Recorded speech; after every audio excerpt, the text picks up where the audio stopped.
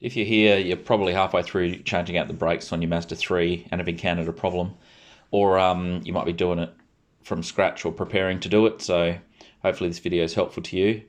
It's a generic video. I'm doing the rear of this Mazda 3, the rear brakes, but it's a similar for the front brakes too. So to start with, you just need to jack the car up on one side using a safe position underneath. These are the brake pads for the Mazda 3 2004 to 2009 rears.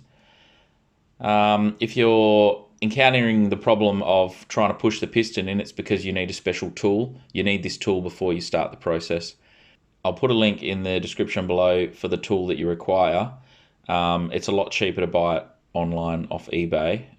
You're looking at between $30 and $40 for the kit. If you go to Repco or Super Cheap, that kind of thing, at the time of making this video, Repco wanted nearly $180 for this kit.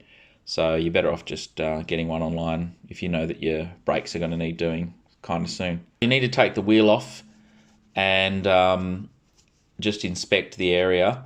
You'll know if you need to do the brakes if the brake pad itself has worn down a lot. I'll show you a picture of the brake pads later on.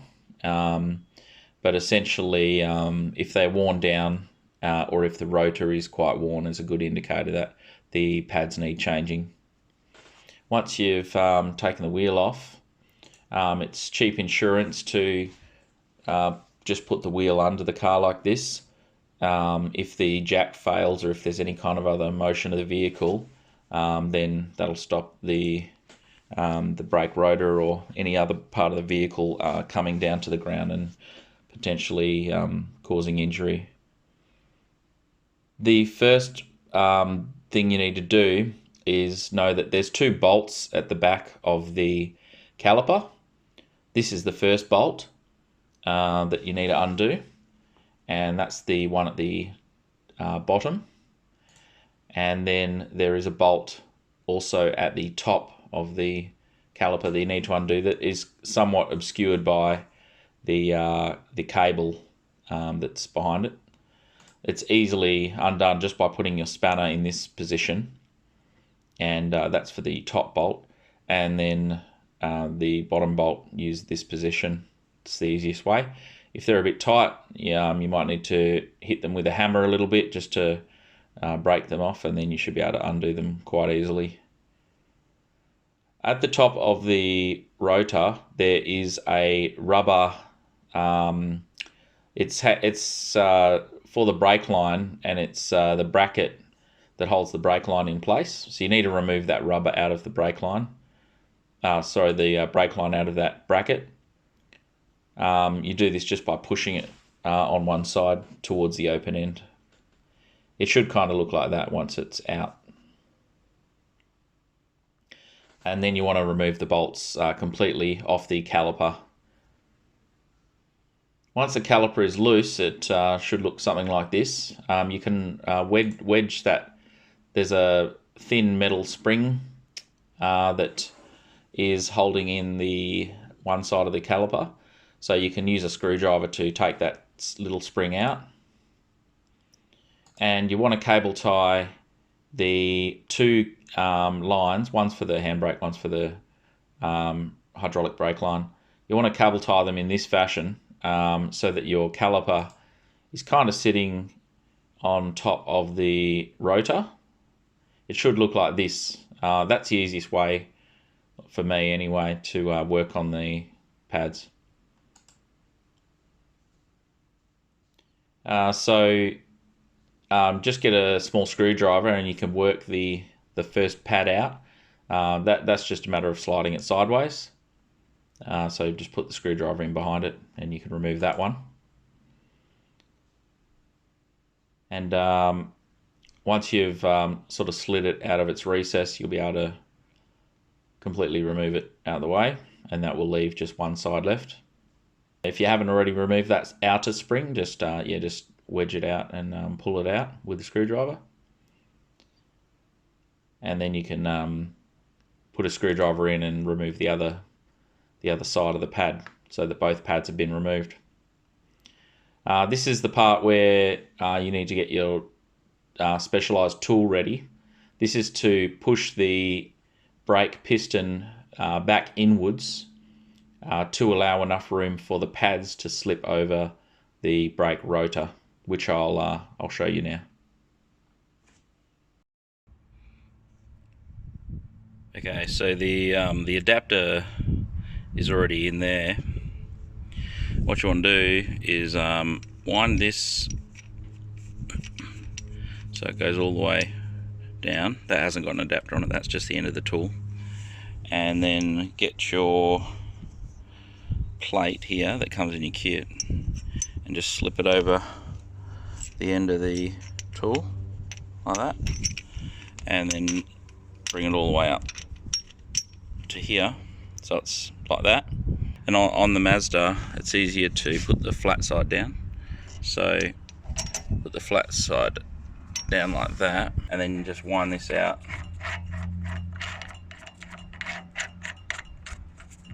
till it's sort of a bit tight, and that's by screwing anti-clockwise. So you've got the the adapter there, that's the end of the tool, and then your plate, and then this nut, and then the rest of the assembly.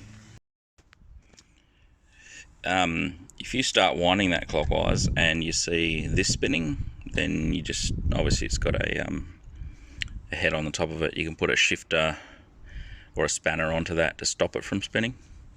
So obviously that needs to remain static while that's turning to be able to push that in. What you're doing is you're screwing this clockwise, which is actually turning the cylinder. As you can see, it's all turning, and as it's turning, it's spreading it out to make a gap for your new disc pads. So it's starting to actually get very difficult, so I'm going to back it off a little bit, and then I'll take the tool out and see if the pad fits. You just remove the tool by winding it in a little, winding the handle back a little bit, and then just screw this clockwise. Once you've screwed it in a little bit, the whole tool can be removed. And the tool, it's actually magnetic to the adapter, so it's good, it brings it out with it. So that actually just snaps on there, and that's not coming off, sort of thing. So yeah, once you pull it out, it's good. It pulls the adapter out with it. Now we just put the pad back in. So you'll see the original brakes here, and then these are the new ones. You'll notice one side has clips, so the side with the clip, that belongs on the inside right here, and the side without the clip, that goes on this side here, on the outer.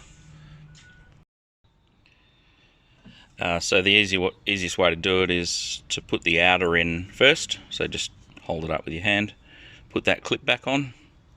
Some brake kits come with a new clip, this one didn't, so I'm just reusing the old clip. It's fine. Just make sure that the clip is pushed right into those holes, and then that pad will just sit there like that, and then push the inner in, and then push it down a bit, and it'll slot into those recessed grooves like I was talking about before. And if it's all done correctly, you should pretty much be able to fit your fingers in between the two pads, which this actual disc rotor is about maybe 10 to 15 mil thick, because it's still quite new. So yeah, you need enough gap to be able to slot that back onto the rotor, of course. After that, we just put the two bolts back in and put the wheel back on. So once the caliper's back on, so once again you've got your two bolts, one at the top, one at the bottom, like we did before. Sometimes it can be difficult to get a torque wrench onto these because you've got the handbrake and the brake line right next to the head of the nut there. You can still do it with an adapter, but Like, I guess let's be real as well, some people don't have a torque wrench.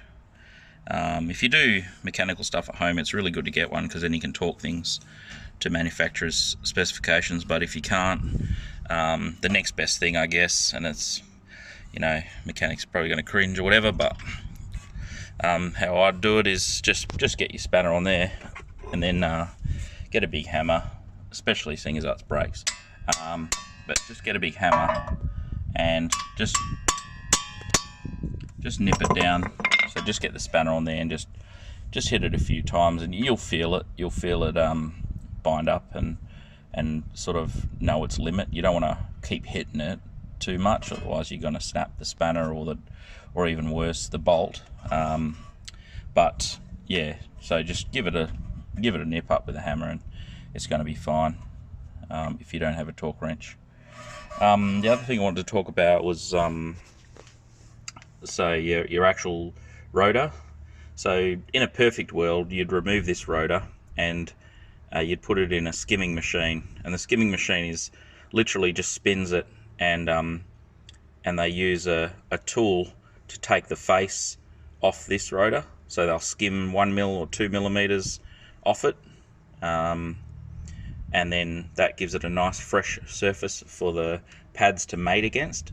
But I feel like it's not always necessary. Particularly, you can see how thick this rotor is, so it's almost new.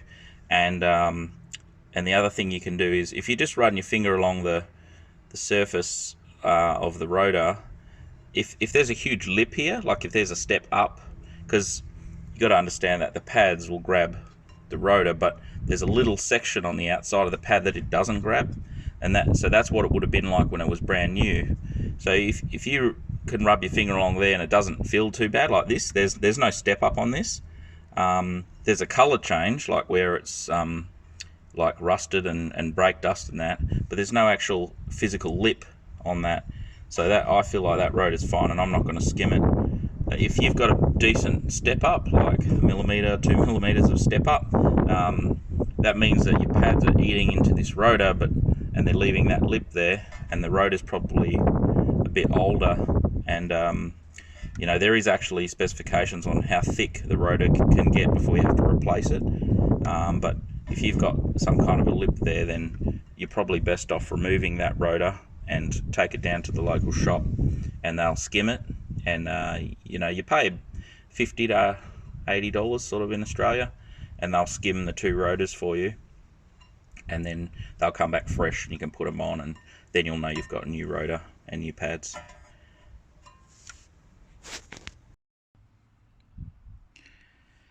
So yeah, that's pretty much it. Just torqued those 2 bolts up, and yeah, just put the wheel back on. Yeah, I like to drop the vehicle and tighten these by hand. Like, I don't know, you can use a rattle gun and just rattle them and whatever, but I just like putting an actual T-bar on these and tightening them by hand, and also like checking them after you've gone for like a bit of a drive, maybe an hour drive or something, or check them a day after, whatever. Just always check them, because they could come loose again. The other thing as well is when we've wound that cylinder in, we've actually wound it too far, so there's a gap between the pads and the rotor. So don't go speeding off down the street and then go to apply your brakes, because those rears, there is a gap, and they will need to clamp down by actually you know, sending brake fluid down the line. So I actually pump them, like when you get in, before you even pull that driveway, just pump them a few times, and get that rotor to close up, the caliper to close up on the rotor a bit, and then yeah, just pump it, and that'll send the brake fluid down and fill the cylinder back up and get it where it's supposed to sit normally. And then yeah, just go for a little test drive and make sure you're happy with how everything is. Anyway, thanks for watching, and please subscribe.